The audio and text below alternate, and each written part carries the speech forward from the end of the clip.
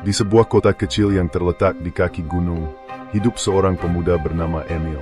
Setiap hari, ia berjalan dengan langkah berat melalui jalanan berdebu, menghadapi kerasnya kehidupan yang penuh tantangan. Emil merasa terjebak dalam rutinitas yang monoton dan penuh penderitaan.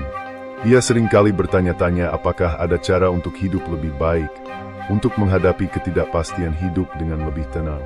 Suatu hari, di kedai kopi yang ramai, Emil bertemu dengan seorang pria tua bernama Ludwig. Ludwig adalah seorang filsuf yang dikenal bijaksana, meskipun penampilannya sederhana. Mereka mulai berbicara tentang kehidupan, dan Ludwig dengan lembut memperkenalkan Emil pada gagasan yang tak pernah ia dengar sebelumnya, Stoikisme. Stoikisme, seperti yang dipahami oleh para filsuf seperti Seneca dan Epictetus, kata Ludwig sambil mengisap kopi, adalah ajaran yang mengajarkan kita untuk menerima segala yang tidak bisa kita ubah dan fokus pada kekuatan dalam diri kita sendiri untuk mengatasi tantangan hidup. Itu adalah tentang mencapai ketenangan batin dan kebijaksanaan melalui pengendalian diri. Emil mendengarkan dengan penuh perhatian, namun ia merasa ada sesuatu yang tidak sepenuhnya sesuai dengan hati nuraninya. Ludwig melanjutkan, namun, ada juga pandangan berbeda tentang hal ini. Friedrich Nietzsche, seorang filsuf besar, memperkenalkan gagasan yang berbeda tentang bagaimana kita harus menghadapi penderitaan. Emil tertarik dan bertanya lebih lanjut. Nietzsche menantang pandangan Stoik yang mengutamakan pengendalian diri dan penerimaan. Menurut Nietzsche, hidup bukanlah tentang menghindari penderitaan atau mencoba menekan keinginan kita. Sebaliknya, ia percaya bahwa kita harus merayakan penderitaan, karena itu adalah bagian dari proses kehidupan yang tak terpisahkan. Nietzsche memperkenalkan konsep will to power, yaitu kehendak untuk berkuasa, bukan dalam arti dominasi atas orang lain, tetapi lebih pada kehendak untuk berkembang, untuk mengatasi rintangan dan mencapai potensi penuh kita. Ludwig melanjutkan dengan penuh semangat. Nietzsche tidak melihat penderitaan sebagai sesuatu yang harus dihindari, tetapi sebagai sumber kekuatan dan pemahaman diri. Melalui penderitaan, kita menempa diri kita untuk menjadi individu yang lebih kuat. Dalam pandangannya, kita harus melawan kehendak untuk melarikan diri dari dunia yang keras dan justru memeluk tantangan-tantangan itu dengan semangat pemberontakan. Emil terdiam sejenak, mencoba mencerna kata-kata itu. Ia mulai memahami bahwa menurut Nietzsche, bukan hanya penerimaan pasif yang penting, tetapi juga keberanian untuk hidup dengan segala kompleksitasnya, termasuk rasa sakit dan kekecewaan. Nietzsche mengajak kita untuk tidak mencari kebahagiaan yang terlindung dari dunia, melainkan untuk menciptakan kebahagiaan dalam perjalanan yang penuh gejolak. Apa yang harus kulakukan? Tanya Emil setelah beberapa saat berpikir. Terimalah penderitaan, bukan sebagai beban, tetapi sebagai sarana untuk tumbuh, jawab Ludwig dengan tenang.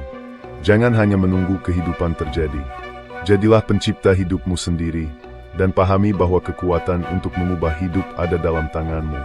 Seperti yang dikatakan Nietzsche, jadilah apa yang kamu alami, bukan apa yang kamu inginkan.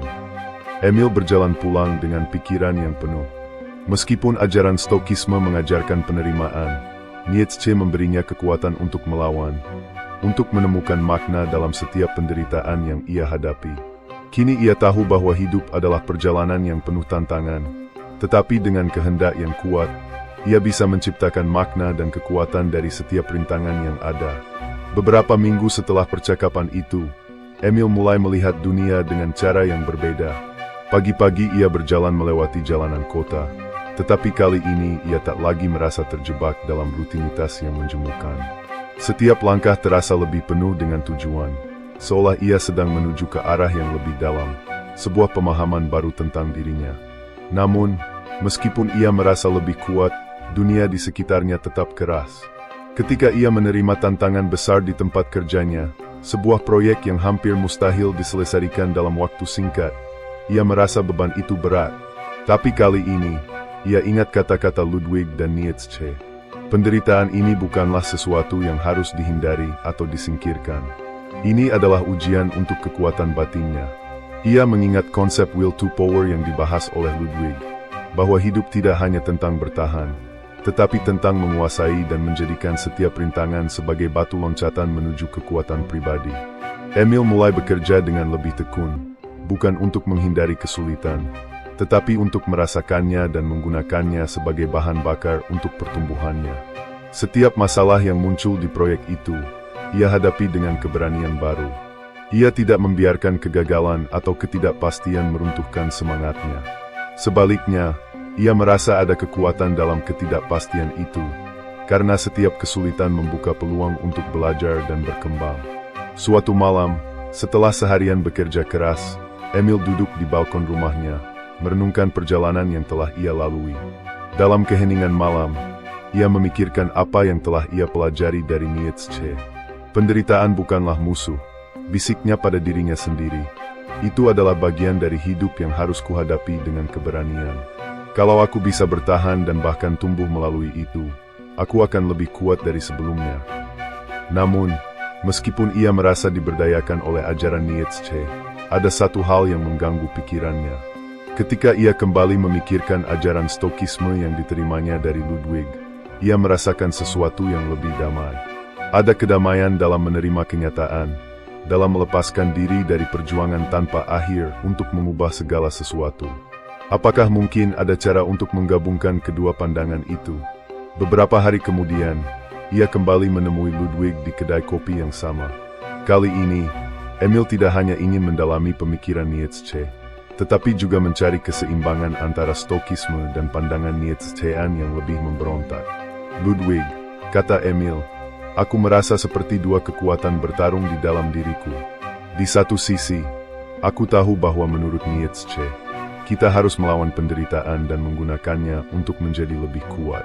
Tetapi di sisi lain, aku merasakan kedamaian dalam ajaran Stokisme, untuk menerima apa yang tidak bisa aku ubah dan melepaskan keinginan untuk mengontrol segalanya. Bagaimana aku bisa menggabungkan kedua hal ini? Ludwig tersenyum bijak. Emil, aku pikir itu adalah pencarian yang tepat. Nietzsche dan Stokisme, meskipun berbeda, memiliki tujuan yang sama, yaitu membantu kita hidup dengan lebih bermakna dan lebih sadar. Stokisme mengajarkan kita untuk menerima dan melepaskan apa yang di luar kendali kita, sementara Nietzsche mengajarkan kita untuk merangkul tantangan dan mengubah apa yang ada dalam jangkauan kita. Mungkin, yang terpenting adalah memahami kapan kita perlu menerima dan kapan kita harus bertindak dengan kehendak kita sendiri.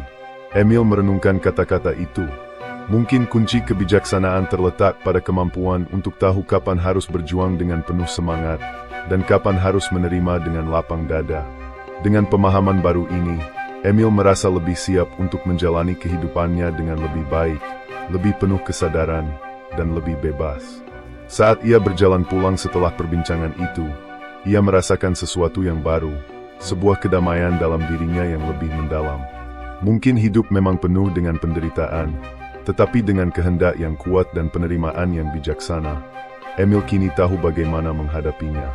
Ia bukan hanya bertahan dalam hidup ini, tetapi ia membentuk dirinya melalui pilihan-pilihannya, dengan kekuatan dan kebijaksanaan yang lebih besar dari sebelumnya.